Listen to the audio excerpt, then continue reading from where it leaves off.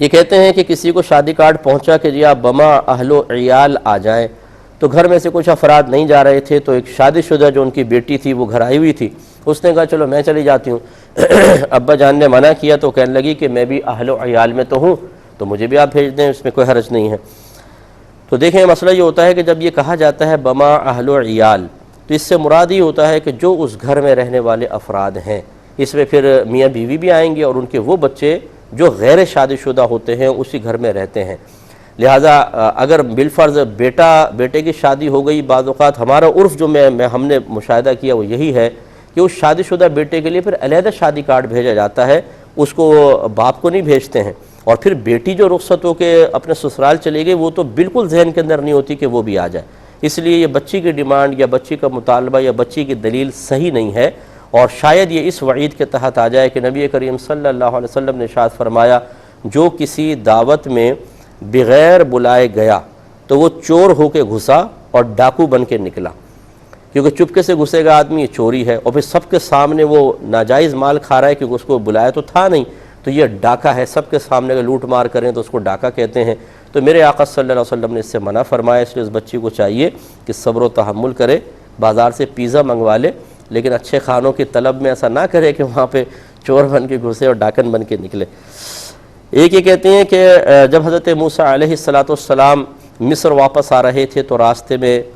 سردی بہت زیادہ تھی، تو ایک دور چنگاری نظر آئی، وہاں پر گئے تو دیکھا ایک درخت سے روشنی آ رہی تھی، اور اس درخت کے ایسے آواز آئی کہ اے موسیٰ میں تیرا رب ہوں، اور کہتی ہیں لیکن آیت تو یہ کہتی ہے لیسا کمثلہ شیء، اللہ کی مثل کوئی شے نہیں ہے، تو پھر یہ کیسے آواز آئی؟ دیکھیں ان دونوں کے اندر کہاں آپ نے رابطہ ملا دیا۔ اللہ تبارک و تعالیٰ تو ارشاد فرما رہا ہے کہ اللہ تعالیٰ کی مثل کوئی شے نہیں ہے، تو یقیناً کوئی بھی شے نہیں، وہ درخت کے اللہ کی مثل تھا، معاذ اللہ ثم معاذ اللہ، ایسا تو نہیں ہے۔ یہ جو تھا معاملہ یہ ہوتا ہے کہ بسا اوقات اللہ تبارک و تعالیٰ کا پیغام ہوتا ہے اور اللہ تعالیٰ کسی اور کے ذریعے اس کو حکایت کرواتا ہے، اس کو حکایت کرنا کہتے ہیں۔ جیسے میں آپ کو ایک پرچے پہ لکھ کر دوں، اس پہ لکھا ہو جیسے میں لکھ رہا ہوں پہلے کہ میں آپ کو حکم دیتا ہوں کہ آپ یہ 4 کام فوراً سے پیشتر کریں، اب میں آپ کو دے کر کہوں کہ جا کر فلاں لوگوں کے سامنے بعینی اس کو پڑھ کے سنا دیں، اب آپ اس کو سنا رہے ہیں، میں آپ کو حکم دیتا ہوں، تو کیا آپ حکم دے رہے ہیں یا میرا جو لکھا ہوا ہے وہ پڑھ کر سنا رہے ہیں؟ تو اس کا مطلب یہ ہے کہ جب آپ متکلم کا صیغہ بھی استعمال کر رہے ہیں تو اپنی طرف سے نہیں کر رہے، بلکہ جو میں نے لکھا ہے اس کو آپ بیان کر رہے ہیں۔ تو جب دوسرے کی بعینی تحریر اس کا کلام آپ بیان کر رہے ہوتے ہیں تو اس کو حکایت کرنا کہتے ہیں۔ تو ہوتا یہ ہے کہ اللہ تبارک و تعالیٰ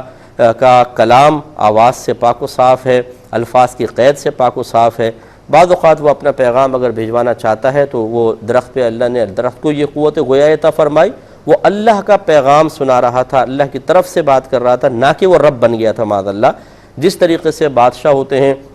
وہ پیغام بھجواتے ہیں تو ان کے جو منادی ہوتے ہیں وہ بیان کرتے ہیں، اسی طریقے سے اگر آپ حدیثوں کو دیکھیں گے بروز قیامت لکھا ہوگا کہ اللہ تعالیٰ بندوں سے کلام فرمائے گا اور یوں کہے گا، تو کیا وہ اللہ تعالیٰ فرما رہا ہوگا؟ نہیں، وہ ایک فرشتہ کہہ رہا ہوگا اللہ تعالیٰ کے حکم سے، لیکن وہ فرشتہ اللہ تعالیٰ کے جو بھی اللہ نے بیان فرمانا ہے اسے اللہ تعالیٰ کی طرف سے اس طرح بیان کر رہا ہوگا کہ اگر آپ اللہ تعالیٰ سے یا کسی بھی ذات سے قطع نظر دیکھیں تو ایسا لگے گا فرشتہ اپنے پاس سے بیان کر رہا ہے۔ جیسے متکلم کے صیغے، میں آپ کو کہتا ہوں ایسا کریں، میں تمہیں کہتا ہوں ایسا کرو، تو میں تمہیں کہتا ہوں ایسا کرو، لیکن وہ اس کا اپنا کلام نہیں ہوگا، وہ اللہ تبارک و تعالیٰ کا کلام ہوگا۔ تو امید ہے کہ یہاں پر اگر کسی دوسرے کے کلام کو حکایت کریں تو اس میں کسی کی مثل ہونے کا شائبہ کیسے پیدا ہو گیا؟ تو یہ دونوں الگ الگ چیزیں ہیں، ان کو ملایا نہ جائے۔